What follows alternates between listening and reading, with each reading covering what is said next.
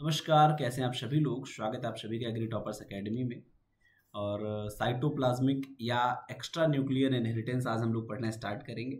इससे पहले का टॉपिक हम लोग कल ख़त्म कर लिए थे। आज हम लोग साइटोप्लाज्मिक या एक्स्ट्रा न्यूक्लियर इनहेरिटेंस स्टार्ट करेंगे। तो बेसिकली शब्द से क्या समझ में आपको आया? पहली बात तो कर रहा है इनहेरिटेंस की। तो नॉर्मल इनहेरिटेंस जो होती थी, इसका मतलब मैंने आपको बताया था कि जो कैरेक्टर्स हैं वो पेरेंट से क्या हो, बच्चों में अपने शिफ्ट हो जाए, उसे हम इनहेरिटेंस बोल देते हैं। अब ये नॉर्मली जो मेंडल के नियम के अनुसार होता था, क्यों होता था? जीन के कारण होता था, ठीक है, यानी क्रोमोसोम के कारण होता था, ठीक है।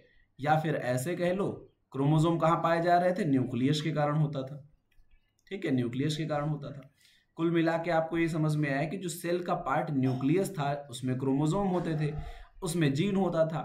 ये इनहेरिटेंस के लिए जो है एक ऑर्गन होते थे। लेकिन हम बात कर रहे हैं एक्स्ट्रा न्यूक्लियर। एक्स्ट्रा न्यूक्लियर का मतलब क्या है कि न्यूक्लियर के अलावा कुछ भी, ठीक है। इसका मतलब क्या हुआ? न्यूक्लियर के अलावा। और न्यूक्लियर के अलावा क्या? साइटोप्लाज्म। इसीलिए हम इसे बोल देते हैं साइटोप्लाज्मिक इनहेरिटेंस, ठीक है।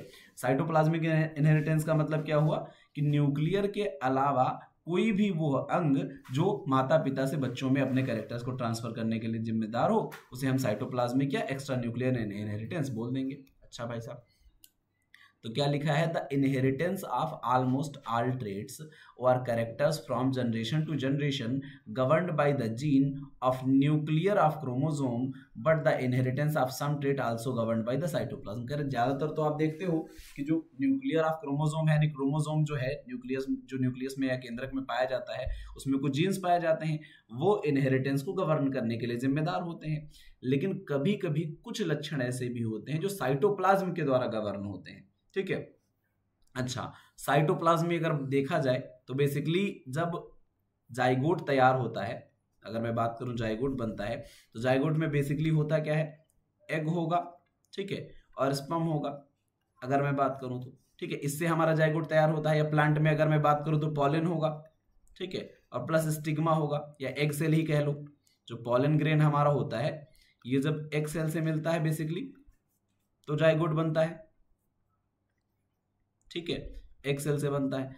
अब आप देखोगे कि मेल की तरफ से सिर्फ ये पॉलन जा रहा है, ठीक है, और एग सेल बेसिकली पूरा जितना भी जो जाइगोट तैयार होता है, इसमें भाई साहब जो 2n कोशिकाएं होंगी, बाकी इसके अलावा जो बाकी चीजें हैं, यानी जो बचा हुआ साइटोप्लाज्म है जाइगोट का, वो कहां से आ रहा है? वो फीमेल की तरफ से आ रहा है, ठीक है। यानी मैंने कहा जब जाइगोट तैयार होता है तो सिर्फ पॉलन कहां से जा रहा है? मेल की तरफ से जा रहा है। बाकी सारा साइटोप्लाज्म जो डेवलप होता है किधर से होता है? फीमेल की तरफ से होता है। इसीलिए इस रिएक्शन को या इस इनहेरिटेंस को, साइटोप्लाज्मिक मेल इनहेरिटेंस को हम क्या कह सकते हैं? फीमेल, इसमें जो कि ज्यादा गवर्निंग है, इसलिए फीमेल पेरेंट की तरफ से हो रहा है, इसलिए मैटरनली से बोला जाता है, ठीक है। मैंने क्या कहा? Since major part of cytoplasm of the zygote, मैंने कहा जाइगोट का ज्यादातर जो पार्ट है साइटोप्लाज्म का, वो कहां से आया है? फीमेल गैमीट की तरफ से आया है। इसीलिए इसे हम क्या बोल देते हैं? मैटरनल इनहेरिटेंस भी बोलते हैं, ठीक है। मेल गैमीट इसमें कोई खास रोल होता नहीं है। The inheritance of trait governed by the cytoplasm और फीमेल पेरेंट और extra nuclear chromosome is called cytoplasmic inheritance, maternal inheritance या एक्स्ट्रा न्यूक्लियर इनहेरिटेंस इसे हम बोलते हैं, ठीक है। अच्छा, जीन्स हैं, डीएनए है, क्रोमोसोम है, are also part of cytoplasmic organelles. Gene, DNA, chromosome ये सब साइटोप्लाज्मिक ऑर्गेनेल्स में अलग भी पाए जाते हैं, न्यूक्लियस के अलावा भी पाए जाते हैं। जैसे क्लोरोप्लास्ट में हमारा डीएनए पाया जाता है, माइटोकॉन्ड्रिया में हमारा डीएनए पाया जाता है। जिसमें डीएनए पाया जाता है उसी को हम क्या बोल देते हैं? ऑटोनॉमस बॉडी बोल देते हैं, पूर्ण स्वायत्त बोलते हैं ना, शरीर है पूर्ण। माइटोकॉन्ड्रिया को हम लोग बोलते हैं ऑटोनॉमस बॉडी है। क्लोरोप्लास्ट को बोलते हैं हम लोग ऑटोनॉमस बॉडी, क्यों? क्योंकि उसमें क्रोमोसोम या डीएनए का कुछ हिस्सा पाया जाता है, ठीक है। और ऐसे ऑर्गेनेल्स ही हमारे साइटोप्लाज्मिक इनहेरिटेंस के लिए जिम्मेदार होते हैं। जीन्स प्रेजेंट इन साइटोप्लाज्म, जो जीन साइटोप्लाज्म में पाए जाते हैं उसे हम क्या बोलते हैं? प्लाज्मा जीन बोल देते हैं या प्लाज्मोन्स बोलते हैं, ठीक है। प्लाज्मोन्स या प्लाज्मोजीन्स बोला जाता है इन्हें। अच्छा, इसके बाद अगर देखा जाए फीचर ऑफ साइटोप्लाज्मिक इनहेरिटेंस, क्या क्या फीचर्स हो सकते हैं? In the inheritance the nuclear gene male and female parent contributes equally to the progeny and its reciprocal crosses between the parent yield progeny of the identical phenotype except the sex-linked gene. But in the cytoplasmic inheritance, only maternal effect appear to the progeny because egg or ova contributes large amount of ooplasm and many extranuclear genes is inactive mRNA, RNA, tRNA, इन सब के कारण जो है DNA mitochondria, chloroplast या Indo symbiotes में पाया जाता है, उनके कारण होता है। कुल मिला के ये समझो बात। इन्होंने कहा कि जब हम नॉर्मल क्या करते हैं, नॉर्मल जब जो है गैमीट बनता है, नॉर्मल गैमीट जब तैयार होता है और उससे जब आगे ग्रोथ होती है तो उसमें मेल का और फीमेल का बराबर का योगदान है, ठीक है, मेल और फीमेल का बराबर का योगदान है जब जाइगोट बना। इसीलिए इस जाइगोट में जो ट्रेड्स डेवलप होंगे, जो लक्षण डेवलप होंगे, वो मेल और फीमेल दोनों के होंगे। लेकिन जब हम साइटोप्लाज्मिक इनहेरिटेंस वाले ट्रेड्स की बात करते हैं, ठीक है, साइटोप्लाज्मिक इनहेरिटेंस की आप जब बात करोगे तो यहां पर मैंने क्या बताया आपको, चूंकि मदर का साइड या फीमेल का साइड ज्यादा एडवांस है, इसलिए यहां पर जो ट्रेड्स शिफ्ट होंगे बच्चे में, वो कहां से जाएंगे, मैटरनल साइड से जाएंगे। कहां से जाएंगे, मैटरनल साइड से जाएंगे। ठीक है। तो बेसिकली मतलब क्या हुआ इसका कि मैटरनल साइड से आ रहे हैं तो लक्षण यहां पर जो होंगे वो मैटरनल साइड के ज्यादा होंगे। अच्छा, ये समझो जरा। अब यहां पर जब मैंने कहा फीमेल और मेल में फीमेल के कैरेक्टर ज्यादा पावरफुल हैं, तो मेंडल के नियम के अनुसार आप अगर चाहे स्मॉल टी का क्रॉस कैपिटल टी से करवाओ, चाहे कैपिटल टी का क्रॉस स्मॉल टी से कराओ, यानी मेल फीमेल से यहाँ पर कोई भी फर्क नहीं पड़ता था, रेसिप्रोकल क्रॉसेस में चेंजेस नहीं आते थे, ठीक है। लेकिन जब भी साइटोप्लाज्मिक इनहेरिटेंस की बात आएगी तो जितने भी साइटोप्लाज्मिक ट्रेट्स हैं, ठीक है, जितने ट्रेट्स साइटोप्लाज्मिक इनहेरिटेंस की वजह से बच्चे में जा रहे हैं, उन सब में जो है रेसिप्रोकल क्रॉसेस में परिवर्तन देखने को मिलेगा। रेसिप्रोकल क्रॉस का मतलब क्या है, जैसे मैंने आपको बताया था कि दशहरी गुणे नीलम का आप क्रॉस करा के आम्रपाली तैयार किए थे, ठीक है, आम्रपाली आपने तैयार किया था। वहीं नीलम गुणे दशहरी का जब आप तैयार करवाए थे तो ये क्या बन गया था, मल्लिका बन गया था, ठीक है। ये आम की वेराइटीज थी, दशहरी गुणे नीलम, आम्रपाली आपने बना दिया था, जबकि नीलम का क्रॉस जब दशहरी से हुआ था तो मल्लिका बन गया था, ठीक है। बेसिकली ये दोनों आम की वेराइटीज हैं, लेकिन अंतर है, क्यों, क्योंकि इसमें कहीं ना कहीं साइटोप्लाज्मिक इनहेरिटेंस इन्वॉल्व हुई है, ठीक है। तो साइटोप्लाज्मिक इनहेरिटेंस में पूरा प्रभावित होगा, क्योंकि जो फीमेल है उसी के कैरेक्टर्स जाने हैं। तो यहां पर अगर मान लो यहां पर नीलम को फीमेल रखा है दशहरी गुणे नीलम में, तो नीलम के लक्षण आम्रपाली में ज्यादा नजर आएंगे।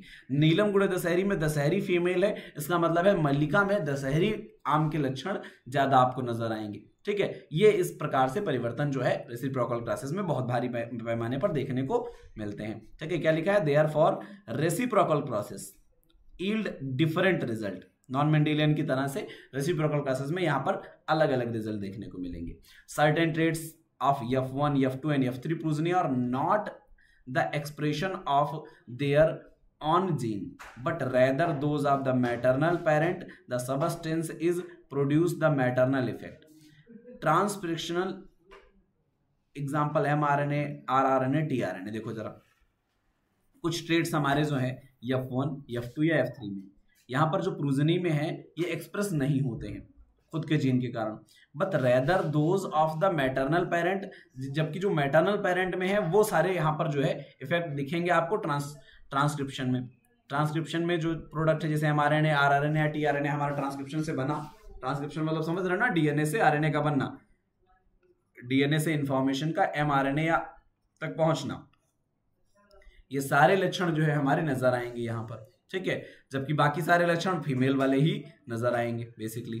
थर्ड क्या है, inheritance of some characters like male sterility in maize governed bye mitochondrial DNA. अच्छा, तो कह रहे जैसे एग्जांपल के तौर पे आप देखोगे मक्का जो हमारा है, मक्का में जो मेल स्टेरिलिटी देखने को मिलती है, क्यों देखने को मिलती है, माइटोकॉन्ड्रियल डीएनए की वजह से देखने को मिलती है। माइटोकॉन्ड्रिया में उसके जो डीएनए पाया जाता है उसके कारण जो है यहाँ पर मेल स्टेरिलिटी। माइटोकॉन्ड्रिया न्यूक्लियस नहीं है, अलग पार्ट है, माइटोकॉन्ड्रियल डीएनए के कारण मेल स्टेरिलिटी देखने को मिलती है, एक एग्जांपल हो गया। The maternal inheritance of male sterility was discovered by Rhoades in 1933 in maize. और ये देखा किसने था, रोडस ने पहली बार 1933 में देखा था, और उन्होंने ही मक्के में देखा कि मेल स्टेरिलिटी जो है मैटरनल इनहेरिटेंस की वजह से है। उन्होंने देखा कि भाई साहब जो भी इनहेरिटेंस हमारी जो है फीमेल की होगी वही नजर आएगी मेल स्टेरिलिटी में, ठीक है, यानी मेल स्टेरिलिटी हमारी गवर्न हो रही किसकी वजह से, माइटोकॉन्ड्रियल डीएनए की वजह से। Plastid inheritance in 4 o'clock plant. 4 o'clock plant जिसे आप मिराबिलिस जलापा के नाम से जानते हो, ये कार्ल कालिंस ने 1908 में खोजा कि यहाँ पर प्लास्टिड के कारण इनहेरिटेंस हो रही है, प्लास्टिड के कारण इनहेरिटेंस हो रही है। He found the colour of tea leaf was totally governed by the colour of the female parent. जेकन्स ने 1924 में जो है डिस्कवर किया इसे, ठीक है। और ऐसे लक्षण हमको देखने को अलग अलग वैरायटी में मिले, बहुत सारे एग्जांपल है, जैसे inheritance of kappa particles in paramecium was discovered by Sonneborn. Sonneborn ने कप्पा पार्टिकल्स के जो इनहेरिटेंस थी कप्पा पार्टिकल्स की पैरामीशियम में, वो सोनबर्ग ने 1943 में खोजा। ये सारे एग्जांपल्स हैं किसके, साइटोप्लाज्मिक इनहेरिटेंस के, ठीक है। Ethidium bromide has a capacity to mutate only cytoplasmic gene. Cytoplasmic gene में म्यूटेशन अगर पैदा करनी है, ठीक है, साइटोप्लाज्मिक जीन्स में अगर म्यूटेशन पैदा करनी है तो आप इथिडियम ब्रोमाइड का यूज कर सकते हो। Mutation cause by such chemical is heritable which showed the evidence of cytoplasmic inheritance. इससे आपको पता चल जाता है कि साइटोप्लाज्मिक इनहेरिटेंस जैसी भी कोई चीज होती है। अब इथिडियम ब्रोमाइड के कारण अगर आपने मतलब म्यूटेशन करवाई, ठीक है, साइटोप्लाज्मिक जीन में, इसका मतलब आपने परिवर्तन कर दिया कोई ना कोई। अब वो अगर बच्चे में भी परिवर्तन नजर आ रहा है तो इससे आपको क्या पता चलेगा कि साइटोप्लाज्मिक भी इनहेरिटेंस होती है, साइटोप्लाज्म के जीन भी अगली जनरेशन में लक्षण को लेकर जाते हैं, ठीक है। कौन सा केमिकल है, इथिडियम ब्रोमाइड, ठीक है। प्रैक्टिकल एप्लीकेशंस कहाँ कहाँ देखने को मिलेंगे, बहुत सारे इंपॉर्टेंट रोल है बायोलॉजी में, जैसे साइटोप्लाज्मिक मेल स्टेरिलिटी बनाने में, ठीक है, सीएमएस की लाइंस बनानी है आपको, जैसे और किस किस फसल में सीएमएस बनता है, मेज में, पर्ल मिलेट में, सोरघम में, कॉटन में, इन सब में हमको जो है साइटोप्लाज्मिक मेल स्टेरिलिटी किससे बनेगी, हमारा जो है साइटोप्लाज्मिक इनहेरिटेंस के कारण। हाइब्रिड मेज सीड में बी प्रोड्यूस्ड विदाउट डीटेसलिंग। आप ऐसी कंडीशन में बिना डीटेसलिंग के, डीटेसलिंग क्या होता है, टेसल्स को हटाना, मेल पार्ट को हटाना, इसको बिना किए आप जो है हाइब्रिड मेज तैयार कर सकते हो। कैसे, साइटोप्लाज्मिक जेनेटिक मेल स्टेरिलिटी तैयार करके, ठीक है। आप साइटोप्लाज्मिक या साइटोप्लाज्मिक जेनेटिक कोई भी मेल स्टेरिलिटी तैयार कर सकते हो। इट प्ले के role in the mapping of chloroplast and mitochondrial genome in the several species yeast और हमारा जो है क्लेमेडोमोनास और मेज, इन सब में हम माइटोकॉन्ड्रियल जीनोम की मदद से उसकी मैपिंग कर सकते हैं, ठीक है। Role of mitochondria is manifestation of heterosis is gaining importance. इसी कारण जो है रोल ऑफ माइटोकॉन्ड्रिया बढ़ रहा है। हेट्रोसिस क्या है, सल ने खोजा था, क्या होता है हेट्रोसिस, बेसिकली हेट्रोसिस का मतलब है जो F1 पीढ़ी पैदा कर रहे हैं, यानी जो नई प्रोजनी पैदा हो रही, नई संतान पैदा हो रही हो, क्या हो, अपने पेरेंट्स से ज्यादा सुपीरियर हो, इसे हम हेट्रोसिस बोलते हैं। सल ने इसकी डिस्कवरी की थी। Mutation of chloroplast DNA and mitochondrial DNA, generation में न्यू वेरिएंट्स लाने के लिए जो है अलग अलग तरीके की चीजें इन्होंने सुझाई, ठीक है। तो ये साइटोप्लाज्मिक मेल स्टेरिलिटी के या साइटोप्लाज्मिक इनहेरिटेंस के बेसिकली फायदे हो सकते हैं, ठीक है। ये टॉपिक हो गया है। नेक्स्ट टॉपिक हमारा है mode of reproduction and pollination. इसको हम लोग नेक्स्ट क्लास में पढ़ेंगे, छोटा सा टॉपिक था, आज के लिए हम लोग इतना ही रखेंगे। फिर मिलते हैं हम लोग कल आपको, तब तक के लिए शुभ रात्रि आप सभी को, धन्यवाद क्लास में बने रहने के लिए।